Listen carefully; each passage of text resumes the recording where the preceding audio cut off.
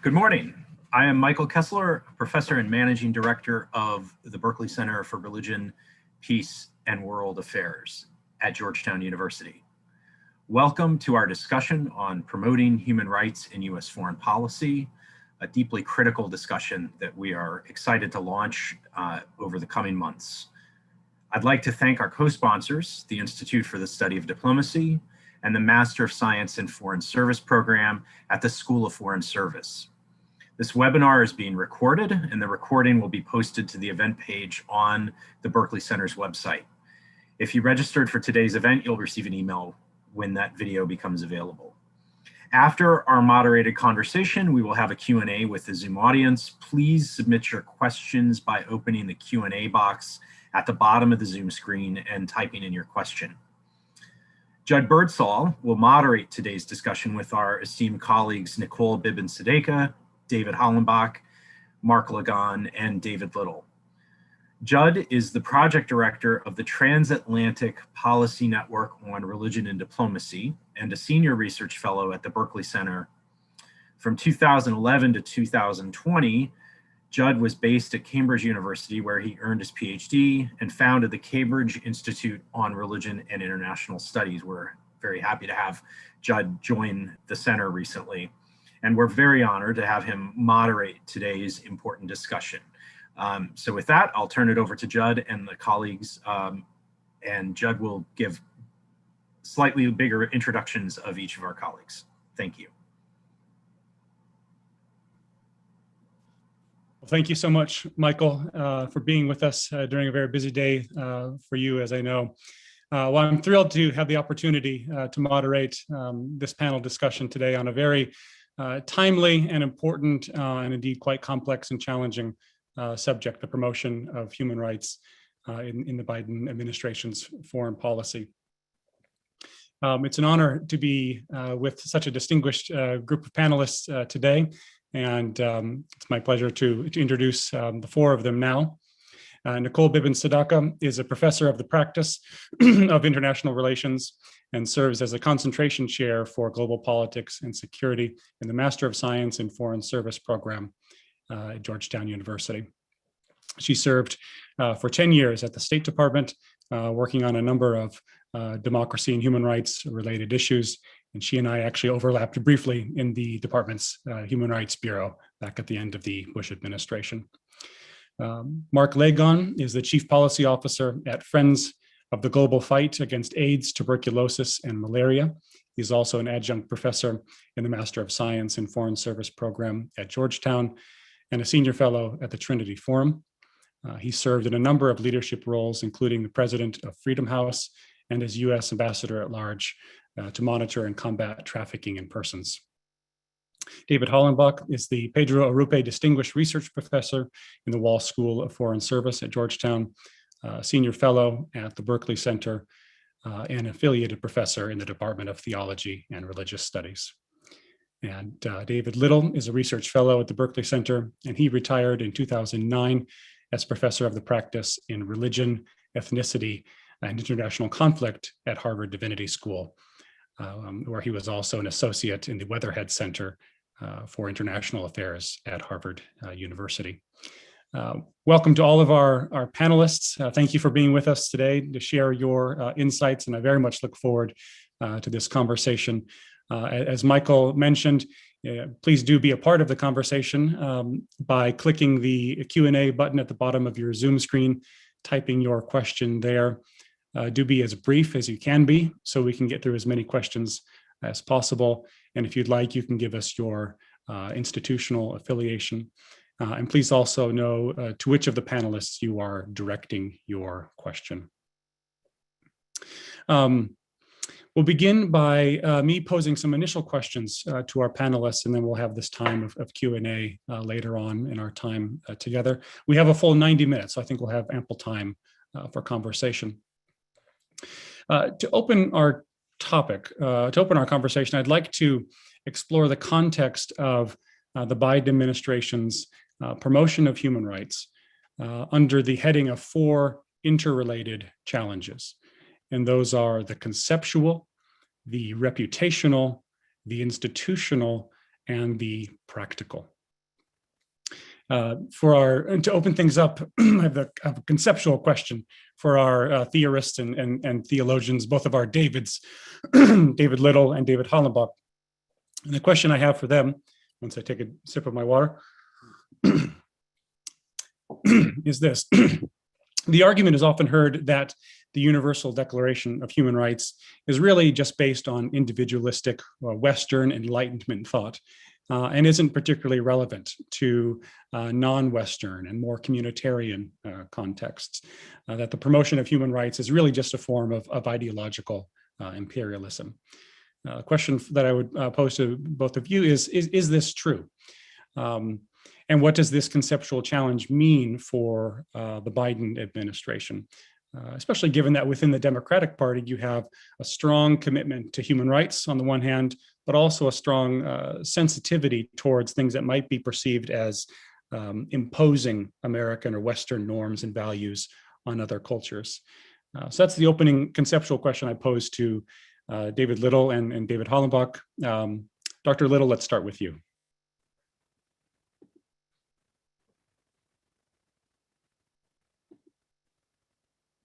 If you want to unmute yourself, that would be super. How's that? Better? Oh, thank you. Well, I just expressed my appreciation of being part of this conversation, and I'm glad to be interacting with these esteemed colleagues. Let me open by common agreement with a couple of statements in respect first to the Biden orientation towards human rights policy, and then a mention of one critical response, which I hope sets up the theoretical problems, at least, and perhaps some of the practical problems that the Biden administration faces with its human rights policy prospects. In the spring of 2020, now President Biden declared a promise to convene a global summit for democracy to renew the spirit and shared purpose of the free world among the world's democracies by galvanizing, Biden said, significant new country commitments to advancing human rights in their own nations and abroad, along with fighting corruption and defending against authoritarianism. In particular, he said, the best way to respond to the serious challenge represented by China is to build a united front of US allies and partners to confront China's abusive behavior and abusive human rights violations, even as we seek to cooperate with Beijing on issues where our interests converge, such as climate change, non-proliferation, and global health security. Now for the critical response, which comes, by the way, from an international scholar named Christopher Lane, writing in the Foreign Affairs Journal, echoing what appears to be a growing spirit of resistance among some academics and a variety of political leaders toward Biden's proposal. One critic writes, in the face of a number of flashpoints that could trigger war, the Korean Peninsula, the South China Sea, and Taiwan, the US will need to avoid war by accommodating China's demand for respect as a great power equal.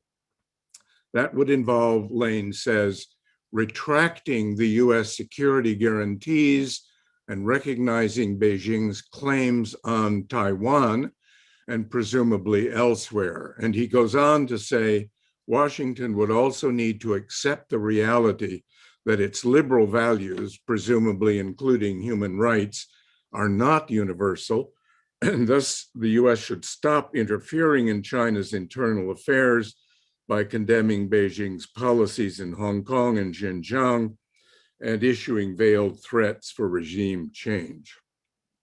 So it seems to me this contraposition of attitudes and outlooks poses our problem. And my response would be at two levels. I believe that the Biden administration will clearly want to respond to the criticisms of Christopher Lane and others by defending the universality of human rights and America's commitment to that. I think one of the questions that we will need to address in our discussion, and I hope future discussions, is on what grounds that universality might be defended. That seems to me the key theoretical question that any advocate of human rights faces. In relation to that is the question that Judd Birdsall raised about individualism, cultural imperialism versus other views of human decency around the world, and the possible conflict between an attitude toward human rights and those competing views. I would suggest, just by way of an introduction of thinking and reflection on this critical question, the Biden approach might be defended on two levels. One, at the what we could call textual or historical level, and the second at the more philosophical level. First, the textual one. Here, there's been a good deal of discussion among experts, scholars of the drafting of the Universal Declaration of Human Rights. People like Johannes Morsink, and a recent book by Catherine Sickink called Evidence for Hope, Making Human Rights Work in the 21st Century. Both Morsink and Sickink argue that actually the drafting of the UDHR was a rather complicated process. It wasn't by any means simply undertaken by the global North, and prominently the US, UK, France, and so on. On the contrary, the very drafting process of the UDHR involved perspectives from a variety of cultures and backgrounds, especially, according to Sickink, the global South. She devotes several chapters in her book to the contribution made by Latin America, Africa, Southeast Asia, to the formulation of the UDHR, which of course becomes the primary document according to which the Biden administration, I suppose, will advance its human rights policies. That point about complexity of background in drafting is very important to setting the stage. And the argument will be, I would think, that the human rights formulated as they were against the background of fascist practice before and during World War II presented a problematic against which human rights were drafted that wasn't just assertions of Western views against Eastern. The world, in effect, in response to the fascist experience, faced a problem of the expansion of central political military power and the likely dominance of the use of that power on the citizens under the jurisdiction of the respective authorities. So the problematic of political dominance, use of force dominance by central authorities becomes, I think, the primary concern of the drafters. And these were drafters not just from the North, as I say, but from the South, from all over the world, who had experienced in one way or another this particular worry. So that the working out of the UDHR very much involved designing a set of rights that protected individuals, and critically individuals, against collective domination. That seems to me the most important problem to bring up.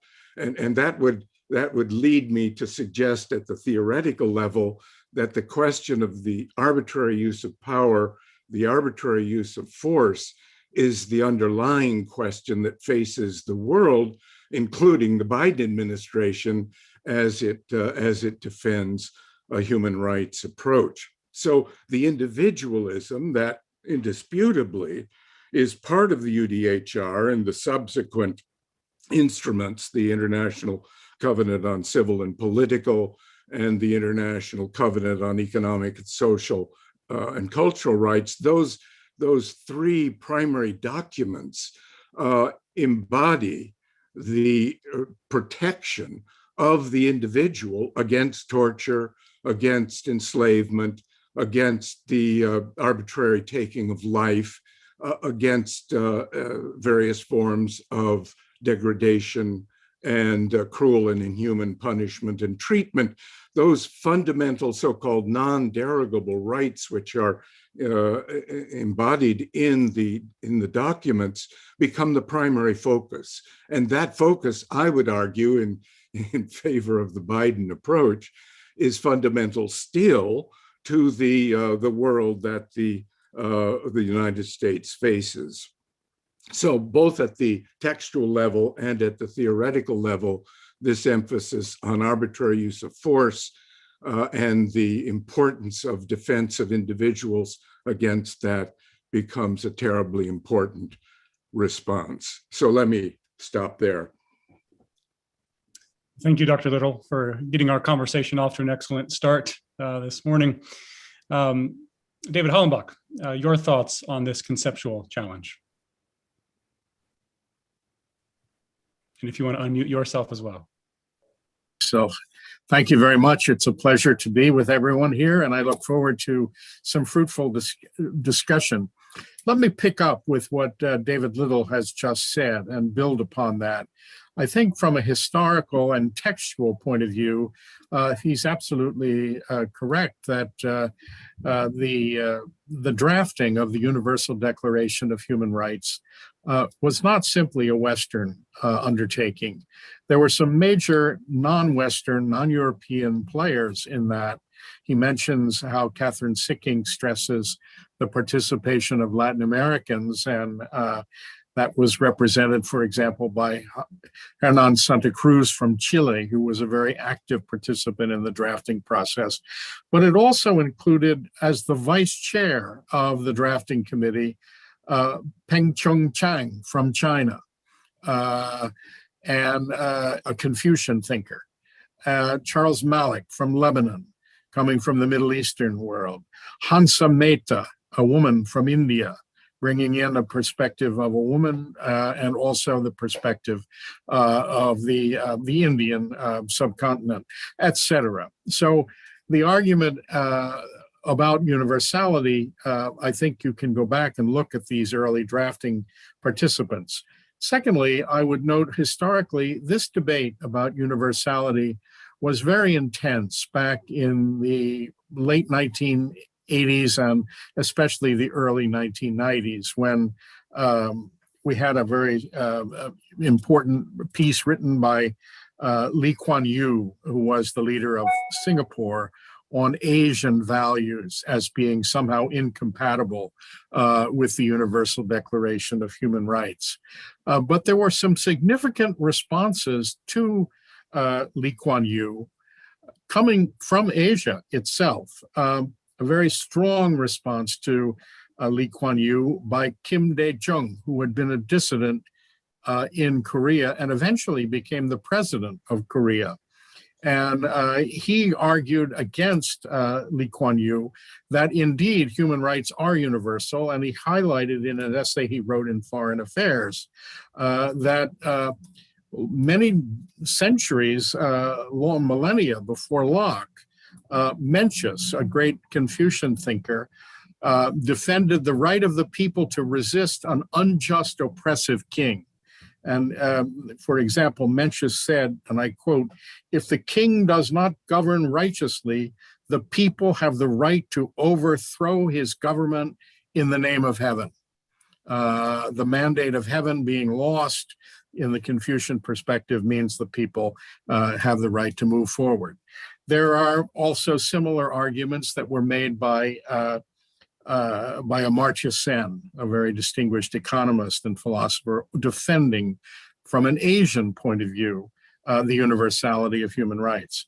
So I think we can see, going back to both the textual level, but also some of the debates that took place in the early 90s, that there are Asian voices defending the legitimacy of the universality of human rights.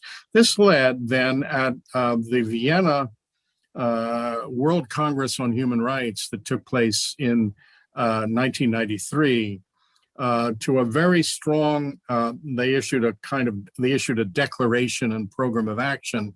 And this was an assembly of leaders of the whole world gathered there.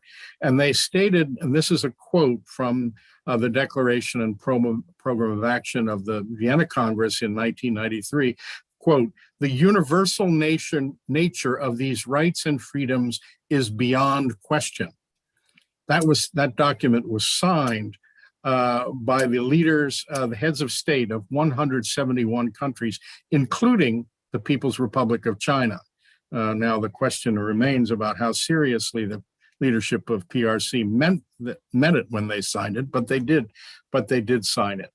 I would further move beyond those kinds of historical and textual examples to a more conceptual level, in which I would want to maintain that if you look at, well, this is a textual point, but if you look at the text, it brings a conceptual level to the idea to the fore. The Article 1 of the Universal Declaration says, "All human beings are born free and equal in dignity and rights." And then it continues, "They should act toward one another in a spirit of brotherhood, sisterhood." We could say, in a more adequate, inclusive language, they should act toward one another in a spirit of solidarity. And I think that points to the fact that there we do not have a strictly individualist kind of idea, in the sense that it anti-community idea in terms of the way in which the Universal Declaration of Rights goes forward. The stress is on human beings bound together in community, responding to protecting each other. That this goes back, I think you can say, we could take this all the way back to Aristotle, where Aristotle sees the human person as an essentially social animal. Zoon politikon was the phrase that Aristotle uses in Greek. And Aristotle goes further in his Politics to say that the human ability to communicate, to interact with others, which he symbolizes through speech, is what creates the polis. This interaction and communication between persons helps move us toward becoming a genuine community of mutual interaction and respect. Now, I would want to argue, and this is a more conceptual way of thinking about this, that human rights can be understood not only as the right to be left alone, which could be seen as a radically sort of one person at a time having rights. But I would want to argue that the spirit of brotherhood that's embedded in the Universal Declaration leads to conceiving of rights as the rights to be part of the community, the rights not to be excluded, the right not to be marginalized, not to be left out. And that shows up in the affirmation, for example, of the human rights that are usually called economic and social rights. The right to have enough to eat, the right to get a job, the right to be able to work in the sharing, in the interaction of the economy, the right to have healthcare, which today means, of course, the right to be able to share in the complex systems that deliver healthcare. So protection of human rights means protection of people's ability to participate on a basis of equality with others in society. Now, this is not to deny the importance of the respect for individual dignity, but individual dignity is not something that one achieves alone. One achieves it in community. And I think one can argue that the spirit of brotherhood or the spirit of solidarity that's in the Universal Declaration, and also this notion of the incorporation of the economic and social rights, means that human rights are not simply being left alone. I like to say, for example, that the right to free speech is not my right to sit in my office talking to myself about my political ideas.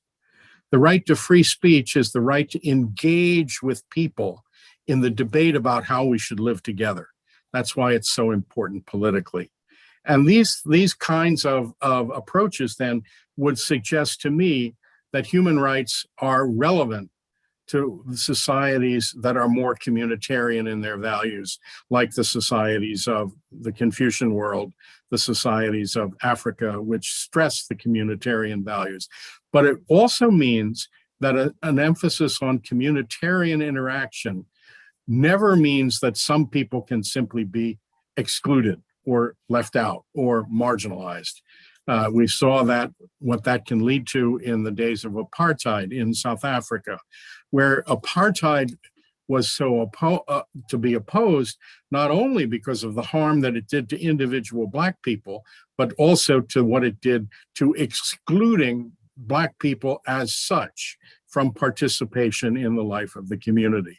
So I would like to argue that universality can lead us, we can achieve a greater degree of universality if we recognize that solidarity and human rights go together. So I'll stop there and we can continue this later in our more practical discussions. Thank you. Well, thank you, Dr. Hollenbach, for your comments. I want to turn now to the reputational challenges and bring in Nicole and Mark on this topic. Question for both of you.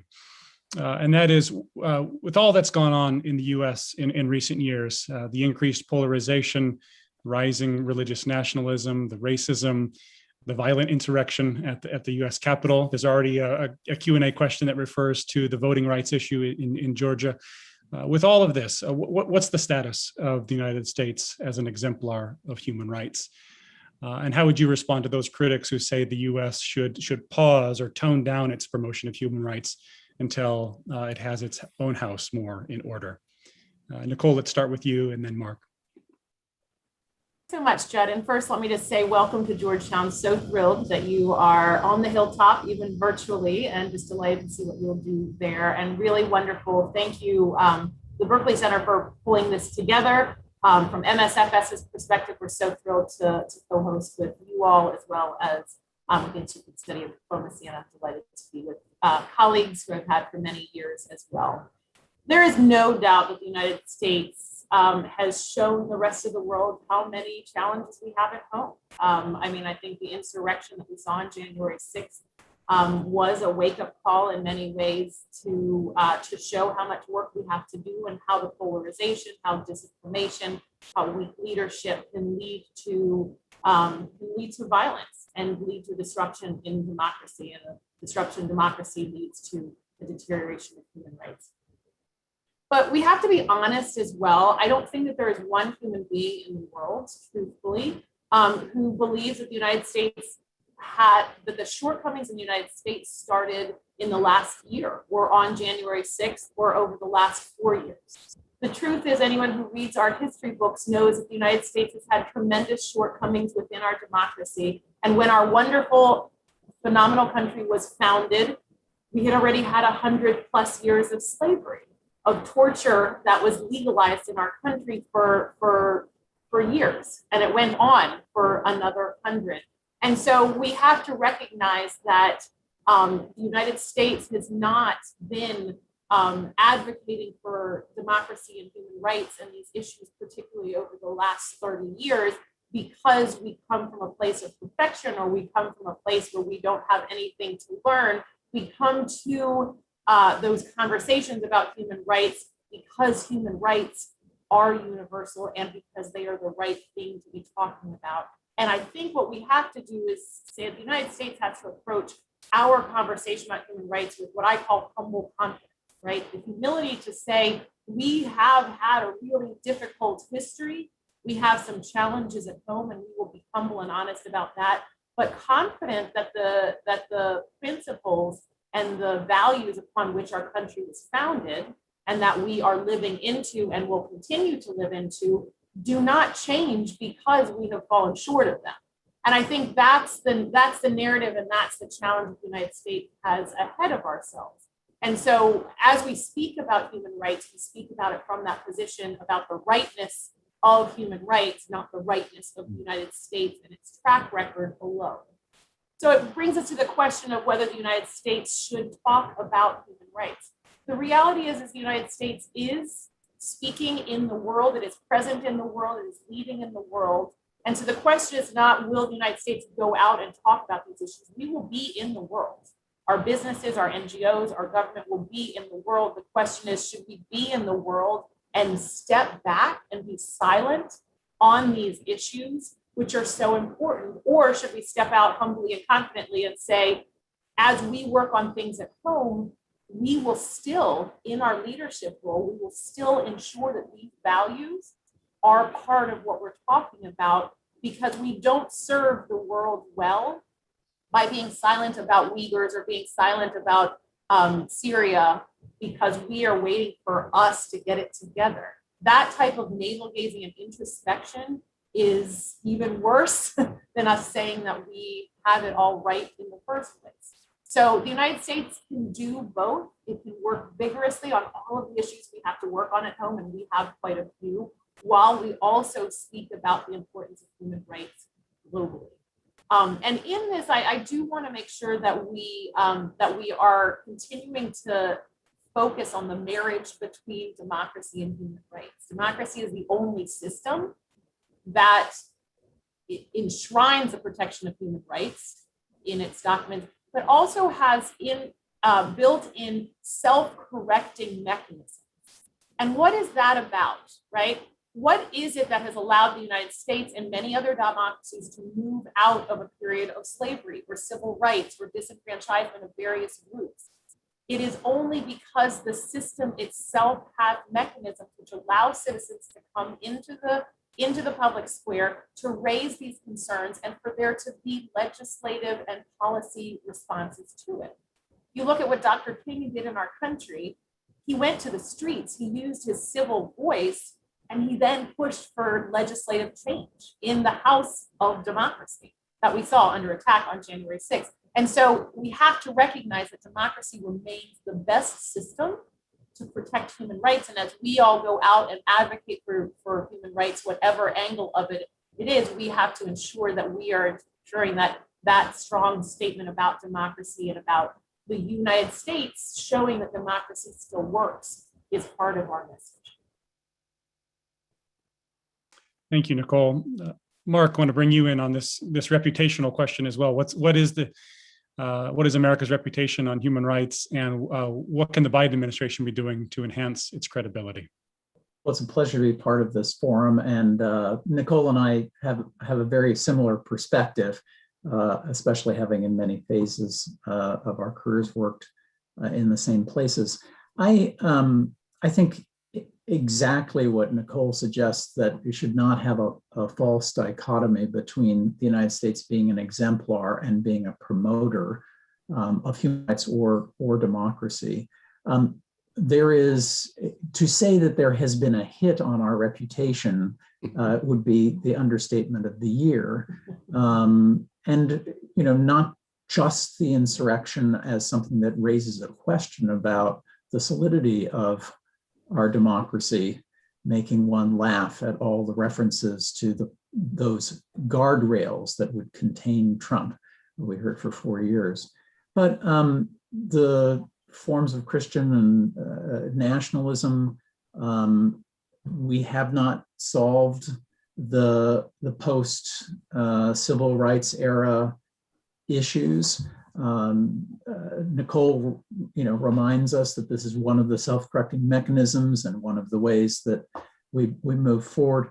But I think that the Biden instinct is the right one, to emphasize democracy and to reintroduce the United States to the world. By that, there are two meanings to that. He would think of reintroducing us to the world as to step up and to once again be at the head of the table of international leadership, as he once put it in the campaign. That will be hard,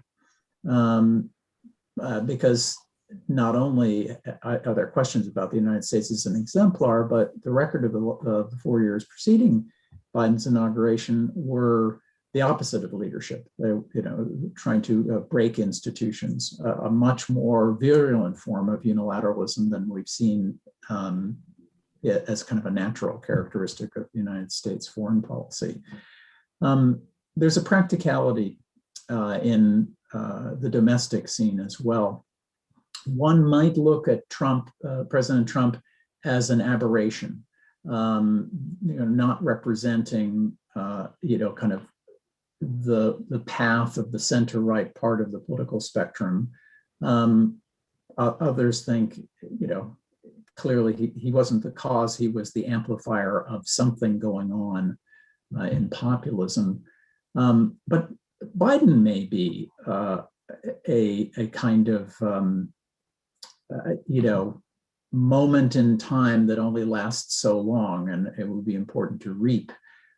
He represents an older generation, one that sort of thinks like John McCain did on the other side of the aisle. And I think it's better both in terms of engaging on human rights, despite this reputational, blemishes that we've taken on in the last 4 years, or evidenced, to also move forward with something like the Democracy Summit, but cannily implemented. I'd step back and say there's a broader practical question that flows from reputation. How do you do this? Well, it is jumping in and talking to fellow powers in the global north about engaging the human rights questions of the global south, but it can't be seen as high-handed, and the United States will have a problem stepping in that way. But I think we need to think of what used to be called soft power. The United States has pursued a foreign policy that has, one bulky muscular arm, which is defense and defense spending, and then a kind of weakened, atrophied side on diplomacy and public diplomacy. And I think we need to think about our calling cards in the world. And that's another way we can be an exemplar, not just fixing problems at home, but the things similar to the PEPFAR program to lead a humanitarian help on HIV/AIDS, other humanitarian roles as well. So let's think about when we talk about tending to our garden and fixing things at home, there is that role for the United States in the world that we can also repolish our jewel. Well, thank you, Nicole and Mark, for comments on the reputational. I want to stick with the two of you as we transition now to the institutional. And that is, I want to bring something from Secretary of State Blinken. Back in February, he announced that the U.S. would re-engage the UN Human Rights Council as an observer. But he added in that statement, and I quote, "We recognize that the Human Rights Council is a flawed body and in need of reform to its agenda, membership, and focus, including its disproportionate focus on Israel. However, our withdrawal in June 2018 did nothing to encourage meaningful change, but instead created a vacuum of US leadership, which countries with authoritarian agendas have used to their advantage." So a question for you, Nicole, do you agree with Blinken's assessment here? And more broadly, what can the Biden administration do to promote human rights through less than ideal multilateral institutions? So I absolutely believe that the UN Human Rights Council is a flawed institution. If you look at its membership, it has quite a few countries that respect human rights, but it has unquestionably become a magnet. I shouldn't say a magnet. It has unquestionably become the forum that authoritarian nations and human rights abusing nations choose to enter into and to convince their regional colleagues to support their membership, their candidacy for, in order to shield themselves, in order to say, we're on the Human Rights Council, so we must be doing something right, and to shield themselves from the criticism that they know they do deserve because of their track record on their own domestic human rights issues. I do think there is an opportunity for the Biden administration to lead a reform agenda. It can't do it alone, and it can't do it in a way that looks like the United States is imposing its views for the very reasons that Mark Lagon just shared, that the United States has to do things with other countries now. We don't have, this is not the same situation that we had maybe 10 or 15 years ago, where the United States carried a different weight coming into this context. But that reform agenda has to truly look like it is a human rights driven human agenda. And it has to have coalitions that are willing to come along, that the United States builds to have that agenda truthfully go forward. And I personally believe we have to tie advancing of that agenda to our participation, and others to do the same, to say that we will engage if this body can actually align itself, not singularly with American perspective, but align itself with the very documents, and David Little outlined those important documents from the 40s and the 60s that were drafted to align itself truthfully with those documents. I do think a big part of American credibility on this will be to what extent we're willing to take some bold steps in our own foreign policy. Because if we walk in and ask of this body, which really isn't a body, it's a bunch of states coming together, if we ask that body to do things which we ourselves are not willing to do, it will look a little bit hypocritical, right? And so some of that is we're going to have to show that we are willing to stand up to the Saudi Arabias of the world, those countries that we have close relationships with, but have tremendously problematic human rights violations. And what that will show is that there is a way for the world to say, we are the United Nations, we are a body that invites everybody, but when it comes down to it, we will also speak the truth about certain members and their track record on one specific issue, whether that's human rights or other issues. I do think that there is a chance for progress, and I do think that the United States has to engage, because we've seen this stepping out, stepping in, stepping out, stepping in. And unfortunately, the stepping in, sometimes there hasn't been as much progress, which then adds some fuel to those who would like to step out. And I don't think that either the United States' agenda or the global human rights agenda is well served with this back and forth, while there is a middle ground, which is significant reform and taking on the issues that you've said, the membership issue, the disproportionate focus on Israel, and the unwillingness at times to take on some of the issues. Thanks, Nicole. Mark, a question for you on an institution closer to home, and that's an institution you know well, Congress. For years, there's been a bipartisan consensus on foreign policy matters related to human rights. One can think of religious freedom, trafficking in persons, AIDS, and so on. But of course, with increased polarization, anything bipartisan is harder to achieve. So the question for you would be, what can the Biden administration be doing with respect to Congress in terms of promoting human rights around the world? Well, and I've had the luck of being involved, whether a congressional staff or a Bush administration official, a volunteer advisor for the Democratic candidate for president and now President Biden, that, we have this special islands of issues where there is bipartisanship. And human trafficking is a great example of it. I work now on issues of U.S. Investment to fight HIV/AIDS and those particularly stigmatized populations like gay men, transsexual people, intravenous drug users, prisoners, migrants. There has been a robust agreement on some issues like that. And I've always wondered whether that kind of bipartisanship could cascade outward from those islands of particular issues. But my fear now, and the evidence during the last 4 or 5 years, has been that the bipartisanship on even those core issues has begun to crumble, or there needs to be a revisiting of the memory of why these things are central to our foreign policy.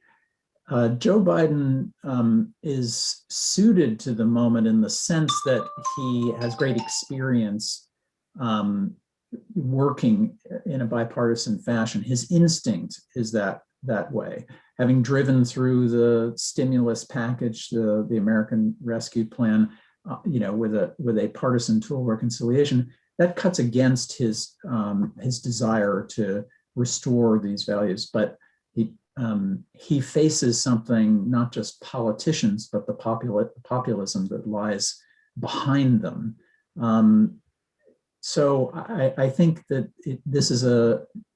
I think it's good to concentrate on particular areas of policy and not be flummoxed to say, well, will Republicans be part of a bipartisan cooperative policy on democracy promotion when clearly they perceive the US election last November and January 6th a bit differently from Democrats. I think the best thing to do is to start with the particular and move outward.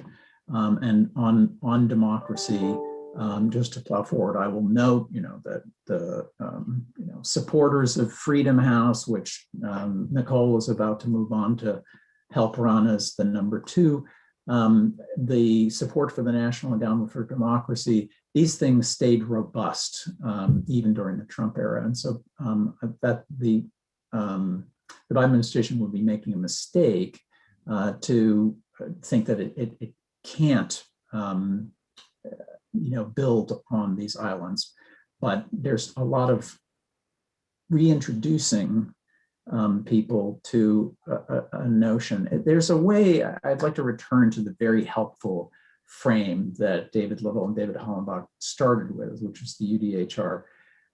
I think there has to be a way that you engage with Congress where you're saying that the values are universal, but they are American values too. Undercut this sense of not wanting the United States to be scrutinized, which the United States has exhibited for years in not ratifying human rights treaties, promoting human rights vociferously and not being relatively scrutinized. I think a picture here is sort of melding the idea of universal values with these being actually American values and trying to build bipartisanship that way. Also, again, in this respect, I think the Biden administration should reap in the next 4 years for multiple reasons. Biden's age, the fact that the next president after 2024 could either be a populist Republican or someone else from the Democratic Party, perhaps more to the left, and maybe even more focused at home than abroad. And maybe the one or the other House of Congress may flip in just 2 years to the Republican side. You're better off seeking a bipartisan policy, at least in this moment, from a position of strength, if I were the former Senator Biden. Thanks, Mark. I want to transition now to our final segment, which is looking at some practical challenges. And here I want to bring back in David Little and David Hollenbach. And a reminder to the audience, I see several questions in the Q&A already, so this would be a good time in these next few minutes to be thinking about and submitting your questions. An initial practical question for you, David Little. And this picks up on something you mentioned in your opening statement, that's China. Arguably the greatest external challenge to the United States and its promotion of human rights and democracy is China. China vocally rebuffs any criticism of its human rights record, particularly as it relates to Xinjiang or Tibet or Hong Kong. And it also serves as an increasingly influential and powerful model of authoritarian governance for its neighbors and for the rest of the world. So the question for you, Dr. Little, is how should the Biden administration deal with China? when it comes to matters of promoting human rights and democracy, both in China and around the world. Right. That seems to me the key question, although it is relevant, isn't it, to other areas of the world, Middle East and so on, and we can come back to that. But to begin with China in answering this question seems to me exactly right. In preparation for this program, I read a number of foreign affairs articles on the subject of US foreign policy in China, and I concluded that there is a huge division of opinion amongst Chinese scholars about where China and the US stand in relation to each other. So to begin with, I would say if we proceed with discussions of practical questions like this, we will need to engage China scholars, Southeast Asia scholars, to give us some general assessment of what the future strength and weakness of China is as it interacts with the United States. That seems to me important because in some ways it affects the degree of pressure that the United States might put on China in advocating some of its human rights policies. That is, if, as some scholars argue, China is not a 10 feet tall power, but has internal weaknesses, is not eager to engage militarily with the United States, if that empirically is the reality, that would allow for more pressure from the United States in advocating human rights correction in places like Xinjiang, Hong Kong, certainly Taiwan.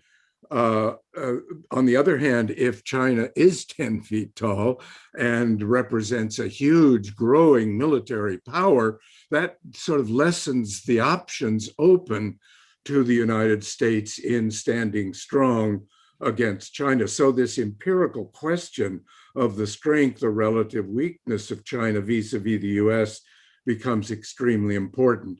A second aspect of that is the allies question. A number of scholars have talked about the pliability, you might say, of the neighbors in Southeast Asia who are torn as between United States and China. And again, what is the degree of pliability? Are they open to US suggestive activities, economic and other, and would they then rally to US support in regard to human rights and other US policies, or are they likely to be drawn into the orbit of China and stand against? So all of those questions, I think, need to be assessed and evaluated in order to make judgments. But it seems to me along the lines of what we've all been saying so far, at least prima facie, the Biden administration has strong incentives based on its commitments to international norms and United States history to propose and stand behind an advocacy of human rights in denouncing and calling to account policies in Xinjiang, the Taiwan question, all of that. I think there are prima facie strong reasons to be assertive in that regard, and yet also humble, of course, and aware of the conflicting and competing realities that we face. So trying to find a balance there of assertion and sensitivity to the geopolitical realities is extremely important. My final comment would be, as far as I can tell, the Biden administration in regard to China, Middle East, and elsewhere is now trying to pick its way. It has, for example, decided to withdraw from Afghanistan rather abruptly, some think, and abandon human rights objectives, as some complain. And yet it is now in the process of imposing sanctions, rather strong sanctions, on Russia. It has criticized the Saudi Arabian government for its specific engagement in the assassination of Mr. Khashoggi. On the other hand, it refuses to sanction Mohammed bin Salman and is therefore trying to find its way. So it is proceeding in a balancing act, which is inevitably involved in these matters. That's the best it can do. And I suppose our job as critics and observers is to figure out and decide whether they've got the balance quite right. Thank you, David. Mark, I wonder if I could just bring you in briefly to follow up on the question of China and human rights. There's a connection to bipartisanship, and there's an immense focus on Capitol Hill about China. Yet any conversation goes from one issue straight to China. I think Xinjiang is horrific and also an opportunity for the United States and the international community. The Biden policy ought not to try and do 180 degrees opposite of Trump, maybe about 160 or 170. And I was very encouraged to see the reaffirmation of the State Department legal finding that genocide has been committed against Uyghur Muslims in Xinjiang. I think if we talk about the kinds of the calculus of the power of China in the world, which David Little raises, we should remember also the power of this particular issue. It drives us towards the comparison with Germany and its, attempt to rise again in the mid-century. Also, it is a wonderful thing in this tragedy for so many hundreds of thousands of Uyghurs that the United States would be able to place itself on the side of Muslims because of the perception or misperception of its tilt against Muslims as opposed to Muslim extremists. Thanks. Thank you, Mark. For David Hollenbach, I also want to return to something you mentioned in your opening remarks, and that related to the interplay between human rights and social and economic rights. In his recent book, Not Enough, Samuel Moyn from Yale argues that human rights are not capable of addressing economic inequality. He notes that there's been this rising attention to human rights, while also there's been rising inequality in many places around the world in recent decades. So do you think he's right on that point? And what would it take to have the economic and social rights affirmed as effective norms to advance human dignity and well-being?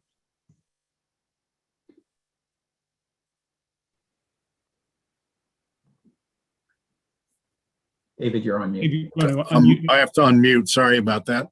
I want to make distinctions in my assessment of Moyn. Moyn is a very provocative writer and so forth, and I disagree with a number of things that he says, not only about the economic rights issue and so forth, but on a number of other issues about the importance of the foundational documents of the United Nations on human rights and so forth. But he is right about the fact that that inequality is growing in our world, and that is a very serious problem.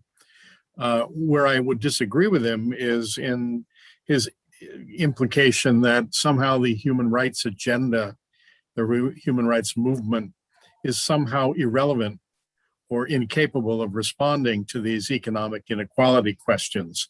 As I mentioned earlier, I think that the inclusion of economic and social rights in the Universal Declaration, and then in the Covenant on Economic, Social, and Cultural Rights, that those rights that deal with issues of economic deprivation are really a very important part of the human rights agenda that we should be advocating and pressing and moving forward on. Now, you can say, well, it's not as dramatic as what's happening in Western China with the Uyghurs. It's not as dramatic as what's happening with the Rohingya and so forth. That may or may not be true, but the economic inequality of the world has been growing, and the pressures of this inequality are creating a whole range of other conflicts and pressures on migration and so forth. I mean, all you have to do is look at the eastern part of the Democratic Republic of Congo to see what the kind of pressures that poverty can lead to in that part of the world has done to the broad human rights agenda of the people of Eastern Congo. 5 million plus people have died as a result of the conflict there, and it's largely driven by response to needs for poverty needs. It's not solely that, but it's largely that.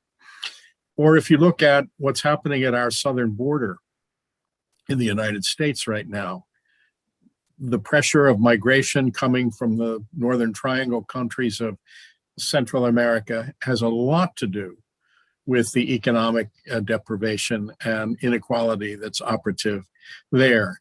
And so the kind of movement of people as refugees around the world is also deeply connected with these economic issues. And therefore, I would want to argue that if we are stressing an adequate human rights agenda across the board, we have to include economic as well as civil and political rights in the agenda that we're addressing. And this is due to the fact that, as it has been argued, it was argued in the Vienna Declaration back in the early 90s, but others have made this claim as well, that the civil and political rights and the economic, social, and cultural rights are in some ways importantly interdependent on each other, and that you can't have an adequate agenda for protecting democracy without having at least some initiatives on the social and economic rights front. And so I would want to say that as we think about our human rights agenda for the Biden administration, I would want them to keep firmly in mind that human rights are about genocide and are about political repression, but they're also about overcoming some of the poverty that's driving some of the conflicts that are leading to the kind of political repression and other sort of actions that are so harmful to human beings. So I think that this all stresses my disagreement with Moyne would be to say that he wants to say that the human rights movement is irrelevant to addressing these problems. I think that's wrong. I think that the full agenda of the human rights movement ought to be taking this on directly and addressing it in a very practical way and trying to find ways to make sure that as we formulate human rights policy, we don't overlook the importance of economic and social rights in the human rights agenda. And therefore, that would be my way of disagreeing with what Moyne has to say there. Thank you, David. A final question from me before we go to our audience. And I see there's a number of questions now in the Q&A, so thank you for those. And if you have one that you haven't already asked, please do type that in the next couple of minutes. But a question for you, Mark, as we close this segment of the conversation, and that is, we're all together on Zoom because we can't meet in person because of this, the pandemic and the social distancing and so on. You've worked on human rights issues. You also work on global health issues. Perhaps following up a bit on what David just said about the interplay between human rights and social and economic concerns. What have you learned, or what can we learn from the COVID era in terms of the interplay of health and human rights? Want to unmute, Mark? It's an important question, and I welcome it.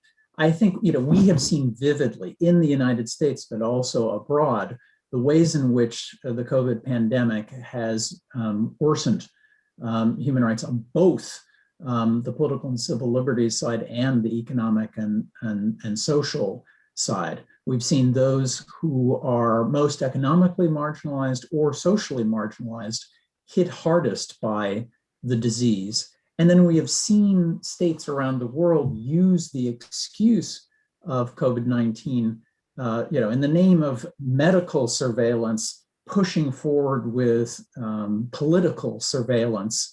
You've seen this in Russia, in Moscow, more cameras on corners because of the pandemic or elsewhere. A number of people have written about the connection between political and civil liberties and economic and social rights, as different as the former head of Amnesty International, Irene Khan, in her book, The Unheard Truth About Poverty and Human Rights, or the enormously thoughtful Gary Haugen, founder of International Justice Mission, who says that, those who are in poverty, those who are economically marginalized, are vulnerable because they're not treated as like people in full with access to justice. That's the agenda we need to pursue. We need to overturn, the model, in my view, of these being too separate. And Tom Banchoff, as the founder of the Berkley Center, Nicole and others contributed to a book I co-edited 7 years ago, Human Dignity and the Future of Global Institutions. And it appeals to try and use the dignity language of UDHR to meld the two. I'll give one example of a way that policy could pursue this. Everyone, the White House, the House and Senate, the world, the G7, the G20, they're all talking about creating some sort of new fund or structure for pandemic preparedness and global health security. So we should think about the impact on civil society and the marginalized and the voice for them that needs to be integrated into any institutional apparatus. The logic that led the United States and others to urge that civil society voices be part of the global fund to fight AIDS, tuberculosis, and malaria is exactly what we need to do. The key is to include marginalized populations and civil society in any policy we go forward on. And that gives a chance of melding the two areas of human rights best. Thank you, Mark, and thank you all, our panelists, for this really rich conversation. We've had our audience patiently waiting to ask their questions. So I want to turn now and have us answer as many of these as we can get through in our remaining 23 minutes together. Nicole, let me start with you. In the question I posed to you, I focused on domestic human rights related challenges that hurt America's credibility. There's a question from Dan Moriarty here where he asks, to what extent is our foreign policy itself a major challenge to our credibility on these issues? And he points to US-Israel policy, the legacy of much of what the US has done in Latin America. And then he asks, can the US ever really achieve credibility without telling the truth about our own continuing history of undermining human rights in foreign policy? Nicole. Well, first I'll say hi, Dan Moriarty. Dan and I have known each other for 20 plus years. I look forward to having coffee to discuss these issues and not do it through Zoom questions. But it's an excellent point, Dan, and you're absolutely right. I mean, I think the same humility that we have to say, that we have to show when we're talking about our domestic situation is that we have to say, and we have to own that we have a mixed track record around the world. And mixed does mean that there have been many places where we have chosen to put short-term security, economic, or political needs above human rights. And mixed also does mean we have been a force for good. And I don't say that to say that the former isn't true. I say that to say both of those things live in reality and intention next to each other. But I do think we can't move forward as a credible leader without saying, yes, we have done these things in the past. We also have to start to embody a foreign policy today that doesn't continue to put human rights at odds with security, economic, and political issues. Because for a long time we've said, well, you got to pick one or the other. And then when an urgent security need or an urgent economic need comes, and we say, okay, well, we're picking that one. They're not mutually exclusive, and we have to have a foreign policy that says they actually are intertwined.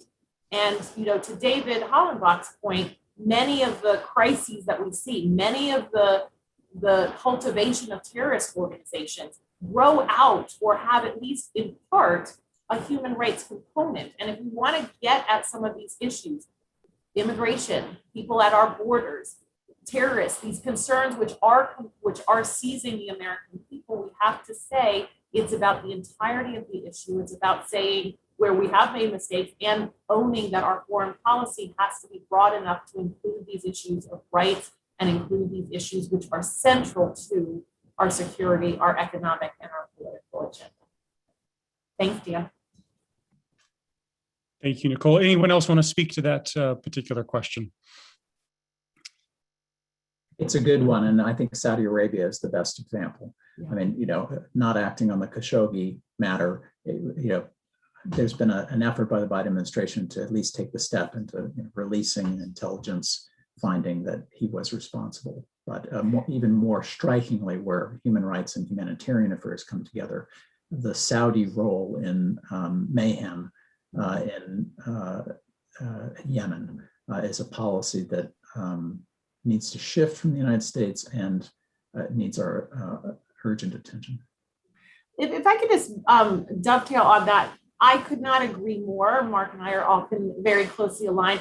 And for those who say our relationship with Saudi is just too important, we cannot have these conversations, I would encourage us to think about this talking point. Saudi, if we want to move forward as allies, this isn't about Saudi picking and choosing. Saudi will be stronger and will be more stable, which they would like as well. They will be more economically prosperous if they stop the human rights abuses, if they open the space for different religious groups, if they open the space for women to be full participants in their society, if they open the space for journalists to have a conversation and to do it the way that Jamal Khashoggi did, which was with challenging the regime to be a more effective regime. And that, I think, is for those who are skeptical that putting human rights as part of our foreign policy will somehow undermine that conversation. We are able to have tough conversations with longstanding allies that say it is in your interest, as well as our interest and the interest of the world, to have these issues central to how we move forward on a security and economic basis. Judd. Thanks, Nicole. Yes, David. I just wanted to raise the question of Egypt. The Biden people have come under some criticism recently about going ahead and extending arms assistance to a regime that seems to be very oppressive indeed. And I take it they're making a calculation that you're balancing the human rights with the national security problem. What would you say about that particular example? And Nicole, I guess, or Mark as well. I absolutely believe that we have to have a much tougher conversation with Egypt about what they are also doing for American security interests. Mm-hmm. And to say that our relationship, we are not in a passive position with Egypt. Egypt holds political prisoners, including many American citizens. No. That we had an American citizen who was held as a political prisoner and who has launched a court case to hold his torturer to account. The Biden administration, unfortunately, has recently said that it is not going to lift diplomatic immunity for that individual. These are cases where the United States can say we can stand for human rights, and these are the most basic of basics, holding an American political prisoner.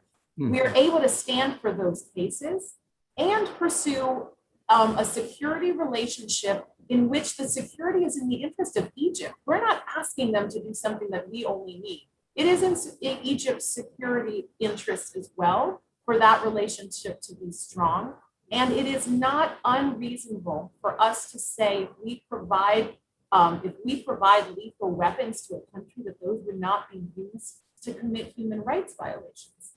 That is just not a high bar. And what we need to do is also own that the United States has a little bit of leverage in this relationship to say, we can continue to work with you, Egypt, for both of our mutual, but we do have some very, very clear lines, which include holding our citizens as political prisoners and using the things that we have actually provided to commit the very abuses, which truthfully is undermining the stability of Egypt. it's not making Egypt stronger for them to be committing abuses against its own citizens. Thank you.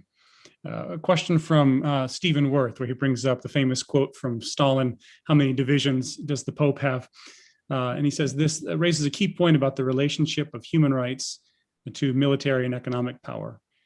With China's rising military and economic power in the world, do we risk losing our moral authority on the world stage, perhaps as we increasingly compete with China economically and militarily, while trying to also promote human rights? Mark, yeah, go ahead.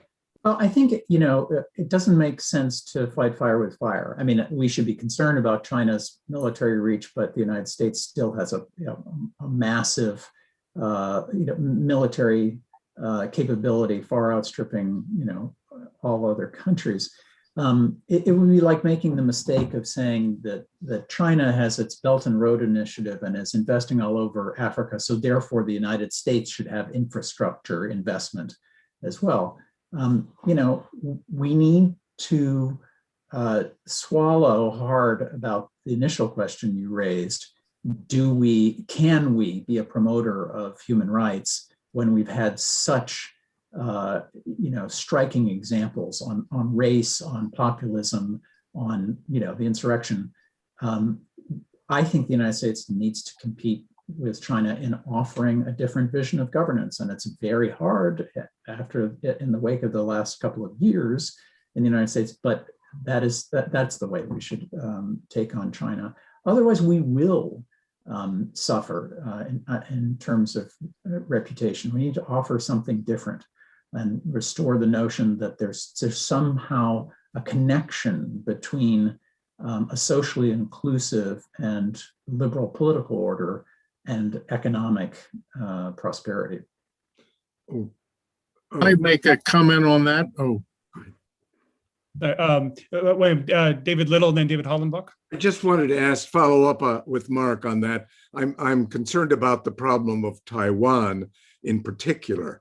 President Biden has recently been criticized for not coming cleaner on U.S. military commitment to Taiwan. That raises the kind of question that's at issue here. What's your evaluation of that dilemma?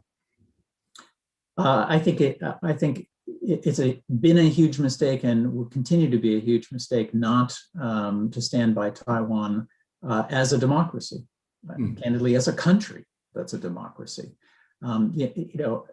Even when we changed the precepts of the U.S. relationship with Taiwan, we kept the military commitment to them, and Congress was, in the form of the Taiwan Relations Act, very focused on that. But this is an example of what China could be, and it's important on that level. But after we've seen what's happened in Hong Kong, the people of Taiwan and the leaders of Taiwan can't possibly think that there's going to be a possibility of one country, two systems.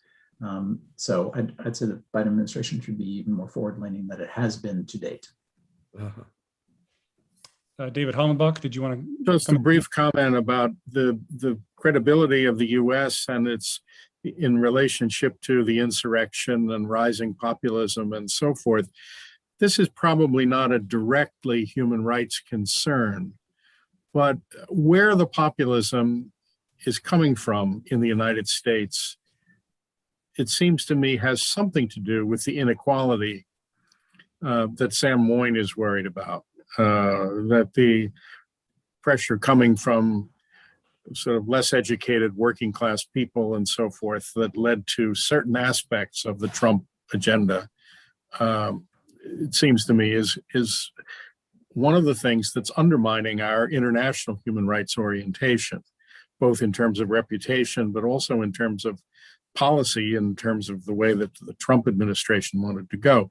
So that would suggest to me that that addressing some of these questions of inequality in the United States could relieve some of the pressure that's creating negative impacts on our international human rights policy in terms of causing some of the kinds of protests and actions that are are contrary. So again, this is another way of saying, it seems to me, that some of these economic questions are interconnected with the full human rights agenda in a slightly different way than what I said earlier, though. But that's just an added point. Thank you. David Hollenbach, to continue with you, there's a couple of questions from Philip Fernandez that mentioned Pope Francis. And I wonder if I could sort of put you on the spot here and ask, given that we have a Catholic president, what should the Biden administration be doing in concert with the Vatican to promote human rights around the world, or in what ways can Biden be partnering with Pope Francis or learning from Pope Francis? Well, thank you.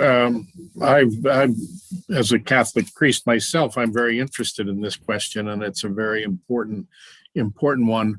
Pope Francis has clearly been strongly emphasizing the importance of creating sort of transnational response to the needs of people around the world, both in the area of political freedom and also in the area of economic well-being. And his most recent encyclical letter, Fratelli Tutti, it's the Italian taken from Francis of Assisi, which means brothers and sisters all.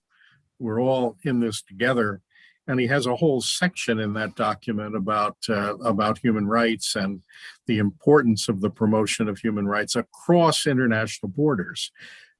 So I think that as the Biden administration moves forward on its human rights policy, the Vatican would be very interested in talking about it and dialoguing about the appropriate contributions that can be made by the United States and ways in which the church might be able to facilitate that. And of course, the Catholic community in the United States, the impact of the teachings of someone like Pope Francis on Catholic attitudes on this could be good if it's carried out effectively by the leadership of the church in the United States. And so I think that there's a very strong overlap of the papal agenda on human rights and social solidarity around the world, international collaboration, and a possible direction for the Biden administration.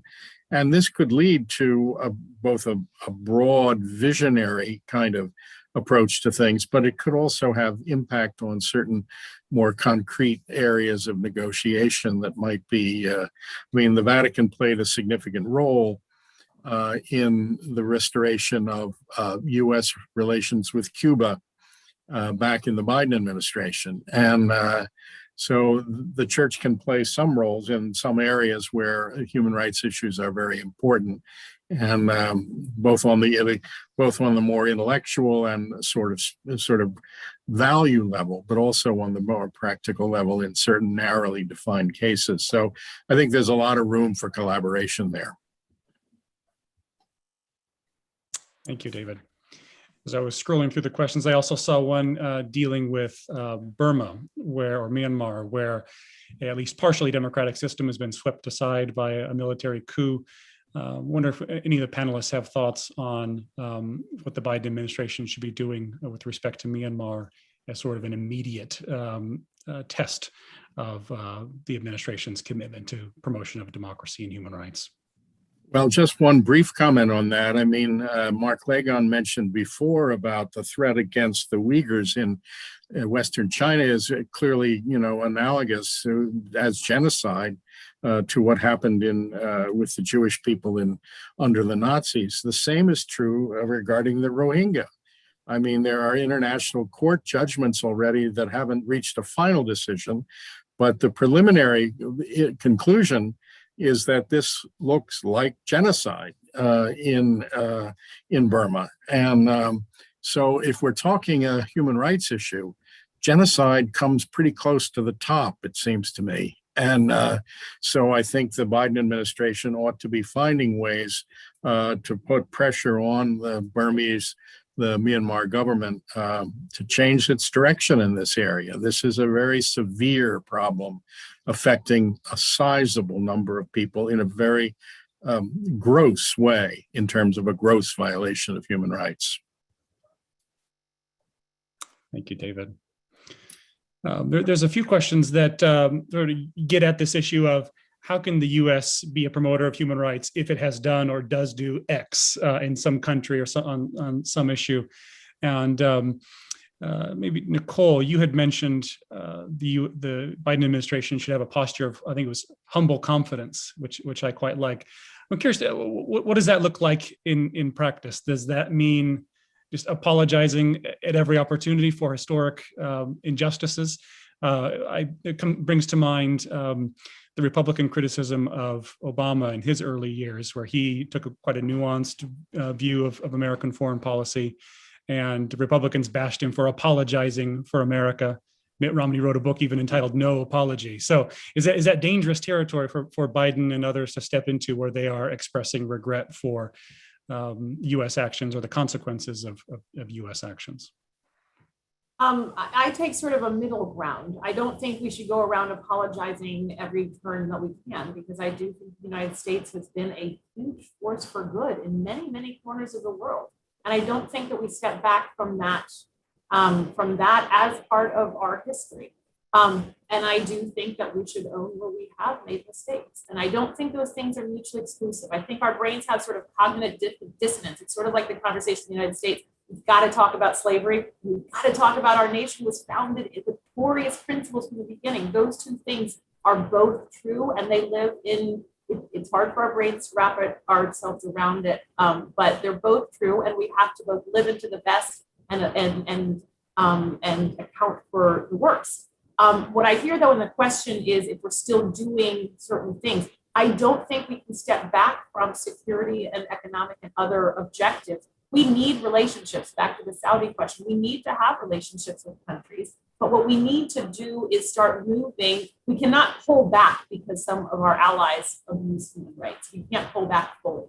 But what we can say is that we will not engage as fulsome as that country would like to, and that relationship will not flourish in its fullness because this is a barrier to that full relationship. And we can do both. We can engage where we have real security concerns and where we have real economic interests, and say to those countries that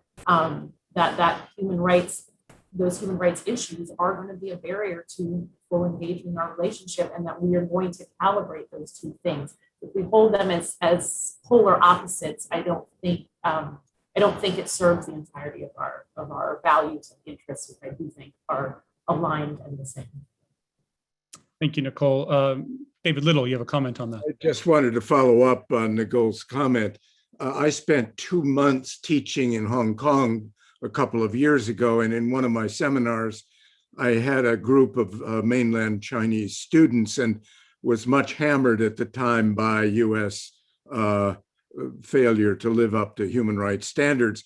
What I did was, I think somewhat successfully, was to use that as an occasion to apply human rights standards universally. In other words, I accepted their complaints against the Trump administration and in fact embraced them and joined with them in applying the same universal standards to US behavior that I then proceeded to apply to Chinese behavior. It seems to me that's exactly what you want to do. You want to hold yourself, let's say to begin with, to account in order to apply the exact same standards to others.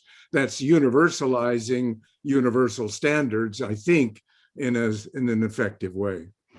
If I could just say one more point on that, we have understandably come under criticism, and the George Floyd murder and others has put that in stark contrast. And I've heard people say, but what about the United States? What I say is, yes, that is symbolic of one of the biggest issues the United States needs to work on.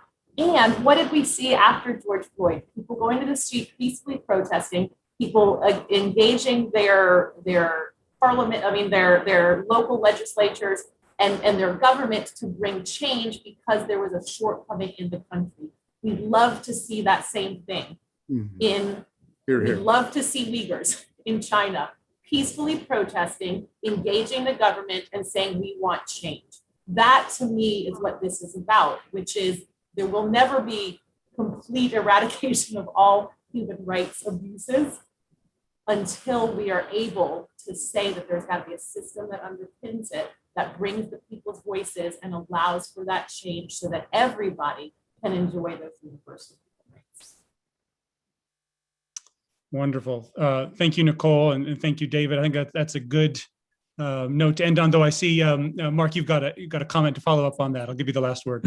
Sorry to squeeze in, but I do think this drives home how the United States must be an exemplar or a better exemplar and a promoter of human rights. I recall when I had the privilege of being the ambassador to combat human trafficking at the State Department, dialogue with India and, saying you need to help all those who are suffering from bonded labor. You've had laws since the 1970s to liberate them and give them restitution.